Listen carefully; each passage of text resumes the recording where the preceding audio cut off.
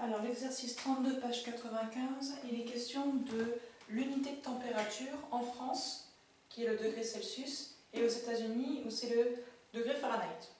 Bon. Donc on va parler de la conversion de Celsius en Fahrenheit et inversement. L'énoncé, que vous dit-il? Pour obtenir en degrés Fahrenheit une température mesurée en degrés Celsius, donc pour partir des Celsius et arriver au Fahrenheit,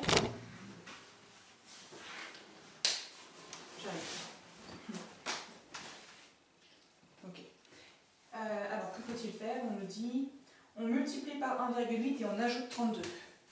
On multiplie par 1,8 et on ajoute 32. Donc voilà comment je peux schématiser l'énoncé. On nous dit, question 1, on note x une mesure en degrés Celsius. Quelle est l'expression f de x en fonction de petit x de cette mesure en degrés Fahrenheit cette fois? Donc on nous demande comment obtenir des Fahrenheit quand on part avec des Celsius. Eh bien on a dit il faut faire fois 1,8 et ajouter 32. Donc on prend la température en Celsius qui est x, on multiplie par 1,8 et on ajoute 32. Ok? Ici, si je veux l'écrire de manière classique, ma fonction affine ici, je vais écrire 1,8x plus 32. Ok? J'ai mx plus p. Bon. Voilà pour la première. Ensuite, question 2. Quelle est la mesure en Fahrenheit de l'eau gelée? L'eau gelée. L'eau, elle gèle à 0 degré. Donc on est à 0 degré Celsius. Donc on va chercher f de 0.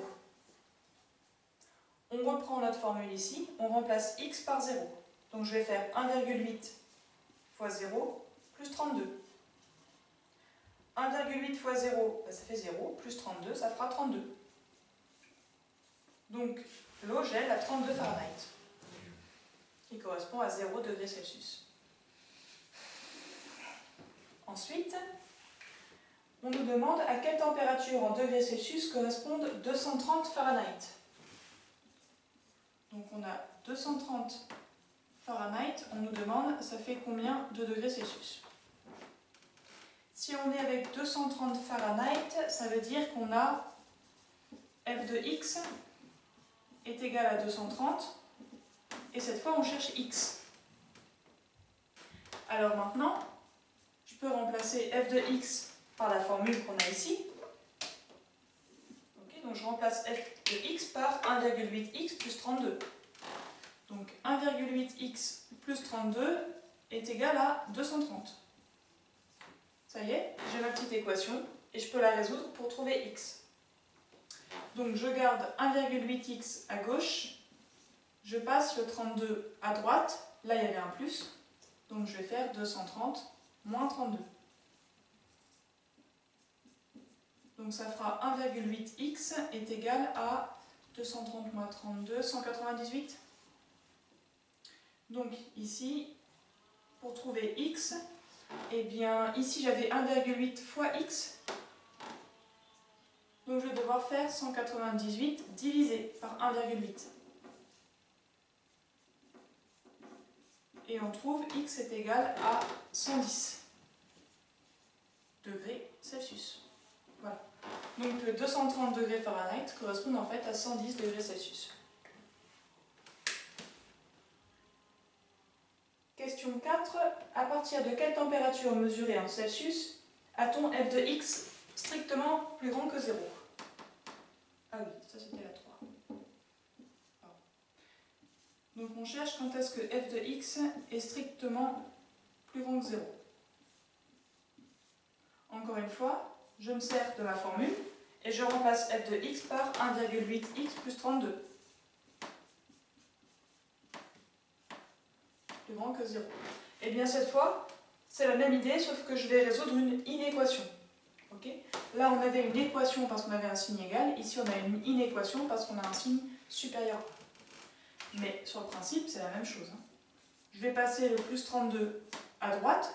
Je vais obtenir moins 32. Okay? Et je passe le 1,8 à gauche. À droite, Non, pardon. Mon 1,8 qui était à gauche, je le passe à droite. Ici, il y avait 1,8 fois x, donc je vais faire moins 32 divisé par 1,8. Et là, je ne me souviens plus du résultat. Je le refasse. Qu'est-ce qu'on a dit?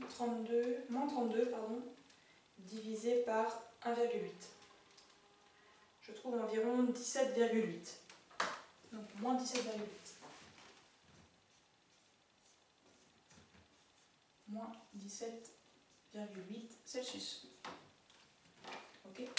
Donc on aura une température en Fahrenheit qui sera positive si on a une température plus grande que moins 17,8 degrés Celsius. Okay, rappelez-vous, c'est à peu près la température d'un congélateur en fonctionnement normal, pour vous donner une idée.